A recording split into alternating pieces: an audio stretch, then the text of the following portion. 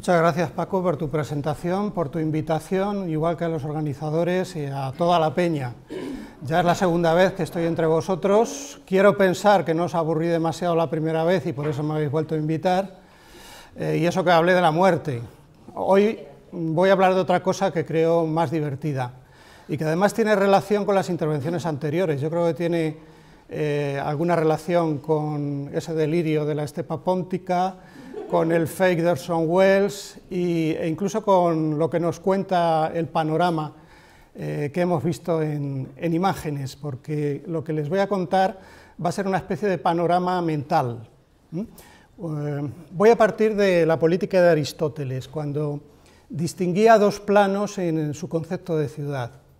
Él decía que una ciudad era por una parte una urbs, es decir, un lugar físico, una concentración de edificios, una trama urbana, pero también y sobre todo una ciudad debía ser una civitas, entendida como una comunidad de personas que se reúnen para vivir juntas bajo una misma ley y un mismo gobierno. Pero podríamos añadir que también una ciudad es una construcción mental. Toda ciudad necesita de un imaginario, de un patrimonio simbólico que contribuya a crear, a cohesionar, a solidificar la identidad de sus habitantes, su sentimiento de identidad. Pues bien, en el antiguo régimen, toda ciudad que se preciase en competencia con las demás ciudades y con los demás cuerpos sociales, tenía que cumplir al menos 4 requisitos, que eran la antigüedad, la nobleza, la lealtad y la cristiandad. Vamos a aplicar esas cualidades al caso de Toledo. Antigüedad. Los historiadores de los siglos XVI y XVII debatieron muy mucho esta cuestión. Algunos remontaron la fundación de la ciudad a la Roma republicana, otros a los antiguos griegos, otros a los judíos que supuestamente habían llegado a la península con los ejércitos de Nabucodonosor. Hubo quien atribuyó la fundación de la ciudad a personajes míticos, como ese Rocas de la Crónica General, ese misterioso personaje que viene de Oriente, o incluso el mismo Hércules Livio, o Túbal, el nieto de Noé, con lo cual se hacía remontar la historia de Toledo hasta tiempos del diluvio. En lo que todos los historiadores coincidían era, como dijo uno de ellos, en que nadie si no es Dios alcanzaba los principios de la ciudad, y eso hacía de ella más antigua cuanto más se ignoraba los primeros tiempos, la historia más remota. La antigüedad además añadía nobleza, el segundo requisito. El estatus de ciudad ya era un distintivo de nobleza, que no alcanzaban todas las poblaciones. Hubo quienes se quedaron en villas, simplemente. Toledo fue ciudad desde que Enrique IV le concedió ese privilegio en 1468. Además, Toledo era una de las ciudades, de las 18 ciudades, con el privilegio de voto en Cortes. Era, o se consideraba a sí misma, la caput castella, la cabeza de Castilla en una dura competencia con la ciudad de Burgos. Se titulaba ciudad imperial y además se consideraba heredera de la mitificada nobleza visigoda. Respecto a la lealtad, ahí habría mucho que decir, pero lo que les interesaba a estos historiadores, por encima de todo, era resaltar su cercanía al poder político, su cercanía a la monarquía. Toledo había sido urbs regia, civitas regia, y la ciudad donde se coronaban, donde debían coronarse los reyes de España. Y por fin la cristiandad, es decir, el modelo agustiniano de la Civitas Dei, o como se interpretaba en la época, una comunidad de hombres que aspiran al bien político de la verdadera virtud. Eso significaba pues, una muchedumbre de eclesiásticos, de religiosos, lo que era fácilmente constatable en Toledo, significaba un gran número de iglesias y monasterios. Toledo era además la ciudad de los concilios por excelencia, era sede primada. Habían vivido entre sus muros importantes santos y mártires y se habían producido portentosos milagros. La historia de Toledo fue articulada por estos historiadores locales al modo judeocristiano, partiendo de una génesis tanto más noble cuanto más antigua. La ciudad habría pasado por 3 periodos: una edad dorada, una caída y una restauración final. La Edad Dorada. Hoy a los toledanos nos gusta remontarnos al Siglo de Oro como uno de los supuestos periodos estelares de nuestra historia, el Toledo de Cervantes, el Toledo del Greco, el Toledo imperial, o un poquito más atrás, el Toledo de las tres culturas, de las tres religiones, de la tolerancia, etc. Pero los toledanos que vivieron en estos siglos se remontaban muchísimo más atrás hacia una Edad Dorada que situaban en la época de los godos. Un momento en que el prístino y joven catolicismo todavía no había sido contaminado por la dominación islámica. Y muy en concreto, en el siglo VII. En el siglo VII era cuando había sucedido todo lo más honorable que formaba parte del patrimonio simbólico de la ciudad. En aquel siglo Toledo había sido sede política, corte de un reino que había unificado prácticamente toda la península. Pero no solamente sede política, también sede religiosa, la cuna del catolicismo, el Tercer Concilio de Toledo, ciudad de los concilios, sede primada. Los santos a que antes me refería también vivieron en ese siglo, San Eladio, San Eugenio III, San Julián y sobre todo San Ildefonso. Y fue entonces cuando sucedieron los dos más importantes milagros, la aparición de Santa Leocadia a San Ildefonso y la descensión de la Virgen para imponer la casulla a este santo y obispo modélico toledano. Todo culminó a final del siglo en el reinado de Bamba, un personaje al que la historiografía local cuasi santificó. Podemos situar en ese reinado lo que podíamos llamar un camelot toledano. Bamba había sido quien decidió que los reyes españoles debían ser coronados y ungidos en esta ciudad. Bamba fue quien cristianizó sus puertas y puentes, dedicando cada una de esas puertas a la tutela de uno de los santos patronos de la ciudad. Pero después de la época dorada llegó la caída, la pérdida de España, o como interpretaban estos historiadores, varios siglos de cautividad, una época oscura que no querían pararse mucho a recordar, como si fuera un paréntesis en la evolución deseada de la ciudad, pero que dio lugar tanto a actos heroicos, sobre todo de los mártires, como a continuadas muestras de la predilección divina hacia la ciudad. Lo que interesó subrayar fue sobre todo dos cosas: la continuidad del culto católico, que jamás se habría interrumpido bajo esos siglos de dominación islámica, por medio de los mozárabes, y la continuidad también en la sucesión de los arzobispos primados toledanos. Luego Toledo jamás habría perdido ese privilegio. Por fin llega la restauración, con la conquista cristiana de 1085, y Toledo vuelve a recuperar supuestamente lo que había perdido con esa pérdida de España. Toledo vuelve a ser corte y vuelve a ser primada, por cuanto, según ellos, el Papa Urbano II habría confirmado, por la bula de 1088, el privilegio de prelacía que ya ostentaba desde la época visigoda. Pero ¿qué ocurría? Que la España de ese momento era completamente diferente a la de la época goda.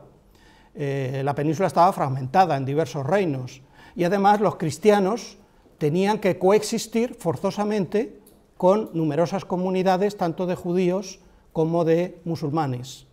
Por eso no fue hasta el siglo XVI, cuando se expulsó a estas minorías, cuando se tuvo conciencia de la continuidad que suponía esta restauración con respecto a lo que se había perdido en aquella época dorada de los godos. Es en el siglo XVI cuando Cisneros, por ejemplo, recupera la liturgia mozárabe. Es cuando los concilios postridentinos que se celebran en la ciudad son numerados correlativamente a los concilios visigóticos, como si no hubiese 1000 años entre unos y otros. En el siglo XVI se trata de desislamizar urbanísticamente la ciudad, levantando magníficos edificios renacentistas, ensanchando y alineando calles, etc. Un corregidor incluso lleva a cabo una ceremonia de recristianización de las puertas y puentes, tomando como modelo la ceremonia arquetípica realizada por Bamba. y se vuelve otra vez a dedicar cada puerta y cada puente a uno de esos santos patronos toledanos, y todavía podemos ver sus efigies en el coronamiento de las puertas y puentes de nuestra ciudad. Y además fue en ese siglo cuando se intenta recuperar las reliquias de esos santos patronos. Las de San Eugenio llegan en 1565, las de Santa Leocadia en 1587, y lo mismo se intentó hacer con las de San Ildefonso, solo que los zamoranos, donde estaban las reliquias, las defendieron con uñas y dientes, y Toledo no consiguió su objetivo. Pero ¿qué ocurrió? A finales del siglo XVI, esa historia, la historia real, la situación real, empezó a no concordar con este imaginario. Desde 1561 la corte se alejó de Toledo definitivamente, con el asentamiento definitivo en Madrid, casi definitivo, salvo el paréntesis de Valladolid. Lo que quería decir que la cercanía de Toledo a la monarquía y al poder político se quebró. Toledo ya no era la ciudad donde se coronaban los reyes, y esto vino acompañado por una grave crisis demográfica y económica. Lo único que le quedó a Toledo es su condición de civitas Dei, en virtud del privilegio de primacía que conservaba, pero con una gran contestación de parte de otras diócesis que se consideraban más antiguas y por tanto más dignas de tener ese privilegio: Braga, Sevilla, Santiago de Compostela, Tarragona, etcétera, etcétera. Bueno, pues eso obligó a los historiadores a forzar y a retorcer la historia para tratar de callar la boca a esas otras diócesis competidoras. A ellos se lanzaron los historiadores haciendo gala de gran patriotismo por su ciudad, porque lo que querían demostrar es que Toledo era la más antigua, la más noble, la más leal y la más cristiana, y la que tenía todos los derechos de seguir siendo la primada de las Españas. Justo en ese momento, tan oportunamente, aparecen los llamados cronicones, unos relatos escritos en la antigüedad que contaban a las claras todo aquello que la ciudad necesitaba para sacar pecho y para sentirse superior a las otras ciudades y a las otras diócesis. Supuestamente, esos relatos habrían sido enviados por el obispo Elipando a Carlomagno y se habrían conservado durante muchos siglos en la biblioteca alemana de Funda. Allí un jesuita, Torralba, los habría exhumado y los envió a su correligionario Jerónimo Román de la Higuera, que vivía en Toledo, quien los proclamó a los cuatro vientos. Eran sobre todo cuatro, uno cronológicamente colocados, el más antiguo, el de Flavio Lucio Dextro, que contaba la venida de Santiago a España y a Toledo, como veremos. El segundo, de un obispo de Zaragoza, llamado Máximo, que habría estado presente en el tercer concilio de Toledo, el de la conversión al catolicismo. El tercero, Luis Prando, habría sido testigo de la pérdida de España. Y el cuarto, Julián Pérez, arcipreste de Santa Justa, habría vivido la restauración, la conquista de Toledo por Alfonso VI en 1085. Los cronicones es muy difícil consultarlos, pero sus informaciones los podemos encontrar muy fácilmente en los historiadores de la época: Tamayo de Vargas, Salazar de Mendoza, Antonio de Quintana Dueñas, y sobre todo en una obra histórica escrita por un noble, don Pedro de Rojas, conde de Mora, con el título rimbombante de Historia de la imperial, nobilísima, ínclita y esclarecida ciudad de Toledo, que publicó en 2 tomos en 1654 y en 1663. Por cierto, hay una edición reciente en la editorial Zocodover. Bueno, por supuesto, los cronicones son una falsificación histórica, son una invención, una sarta de fábulas, de embustes, que probaban lo que a los intereses de Toledo, a determinadas órdenes religiosas y linajes nobiliarios, les interesaba probar. Y de ahí pues que los historiadores, con nuestro afán de rigor, los hayamos despreciado. Yo mismo lo hice durante un tiempo, hasta que leyendo, ojeando más bien la historia del conde de Mora, vi que esas fábulas y leyendas que se contaban, que no eran para nada veraces, tenían sin embargo unas grandes posibilidades literarias, y se me ocurrió escribir una novela.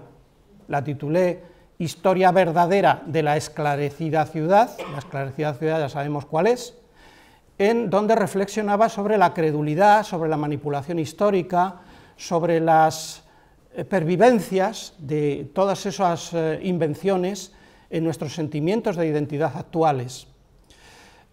Conseguí publicarla, pero la crisis se llevó a la editorial y por un módico precio me vi en posesión de varias cajas llenas de ejemplares.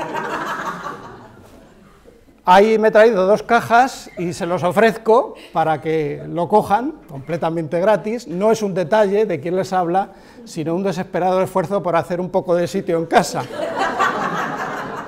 Solo espero que les apetezca leerla y que, no creyéndose lo que se cuenta, no creyéndoselo mucho, bueno, o sí, cada uno es libre, pasen un buen rato y les resulte divertido, porque ante todo pretende ser una obra irónica y casi esperpéntica, como verán.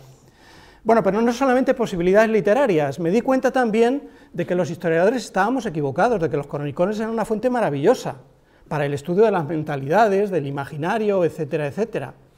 Porque lo realmente importante no es si es verídico o no lo que se nos cuenta, sino quién lo cuenta, por qué lo cuenta, cómo, con qué intenciones, con qué finalidad, etcétera, etcétera.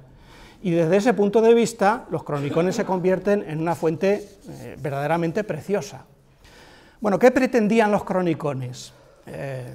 Dotar a Toledo de los máximos honores y méritos, ¿no? Por ejemplo, dado que de Toledo era la ciudad de los concilios, en ninguna otra ciudad se habían celebrado tantos, pues los cronicones elevaron el número y llegaron a 38, y un autor estudiándolos pues llegó a 60 concilios. ¿Qué otra ciudad podía alardear de eso?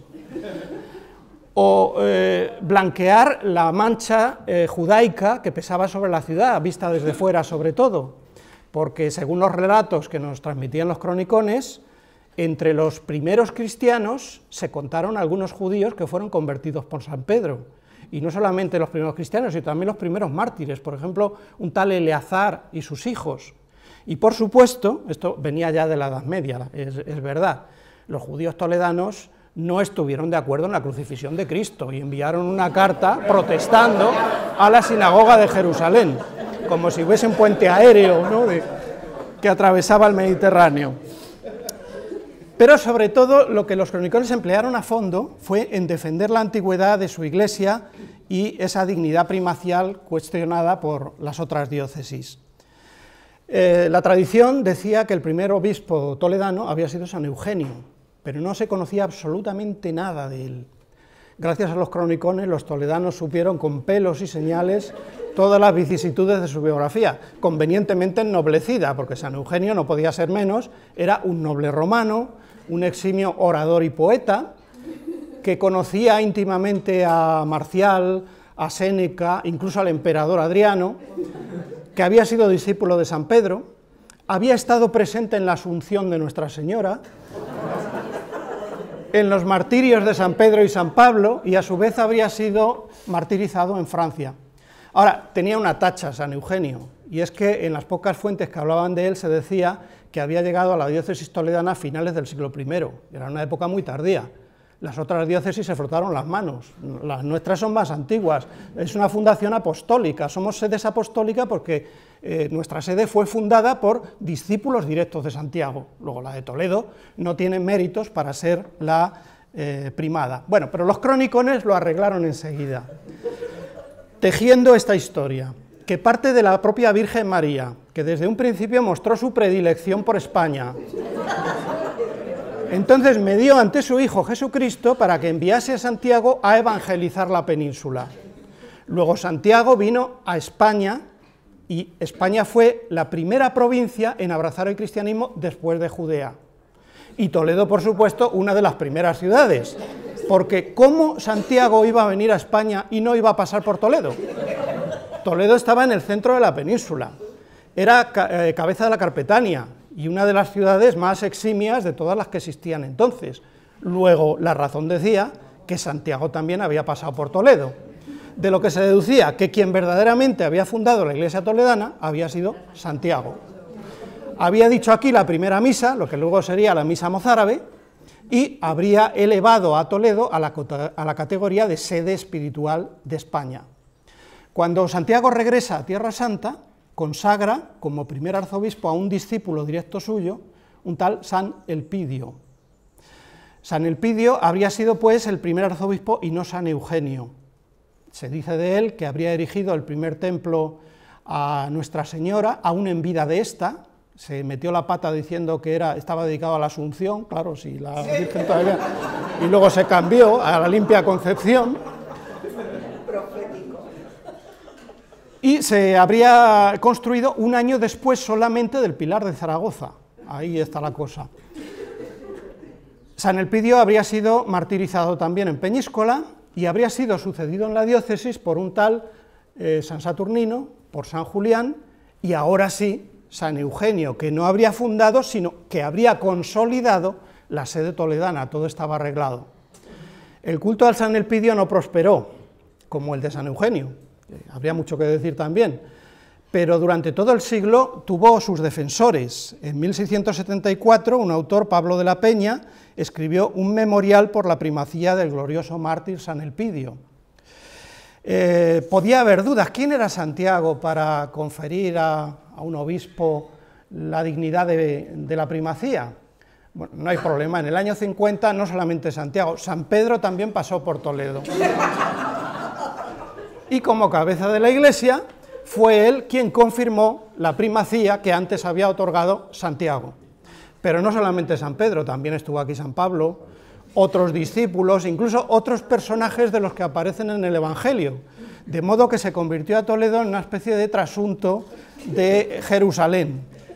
Además hay autores como Diego de Yepes, que hace una similitud geográfica entre las ciudades de Toledo y Jerusalén, en el libro que escribe sobre el Niño de la Guardia.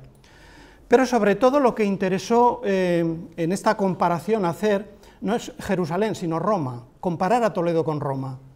Se la designa en las fuentes y escritos del siglo XVII como la segunda Roma o la Roma española. Y siempre se tratan de parangonar en todo. Por ejemplo, Román de la Higuera decía que si Roma tenía 7 colinas, Toledo también las tenía. Depende de la cota, ¿no?, que utilicemos para... Pero bueno, se puede arreglar. Ambas ciudades tenían historias paralelas, pero aún se iba más allá. No nos conformábamos con esto. Es que Roma era menos antigua que Toledo, porque había sido fundada por una princesa española tomando el modelo de Toledo. Y en cuanto al cristianismo, el toledano era anterior al establecimiento de la cátedra de San Pedro en Roma. Luego la verdadera Roma era Toledo, no la Roma italiana. Todavía quedaba un arma, y el más poderosa, en la recámara. El mayor timbre de gloria, lo que hacía de Toledo una verdadera civitas Dei y la colocaba por encima de las otras diócesis pretensoras de la primacía, era su condición de lugar sagrado. Todos recordaréis la loa que Cervantes hace de Toledo en los trabajos de Persíles y Segismunda: «Oh peñascosa pesadumbre, gloria de España y luz de sus ciudades», y terminaba: «Salve pues, oh ciudad santa». ¿Cómo se justifica esto? Pues este calificativo venía del milagro de la descensión, por el que la Virgen María había puesto su pie en la iglesia y por extensión en la ciudad de Toledo. Esta tarde vais a hacer una visita a la catedral, fijaos en la piedra de la descensión, que todavía hoy es objeto de la veneración de los toledanos. Bueno, pues ¿qué significaba este milagro? Pues que la reina de los cielos, pisando el suelo toledano, la había convertido en su corte. Y de ese modo, trasunto, aparecen muchos poemas, por ejemplo, de la época, se ve convertido en un trasunto nada menos que del cielo empíreo. ¿Qué otra ciudad podía vanagloriarse de algo parecido? Obviamente, ninguna. Estaba claro que Dios y su Santa Madre habían elegido a Toledo desde un principio como su preferida, sin lugar a dudas. Nadie podría competir con la legítima primada de las Españas.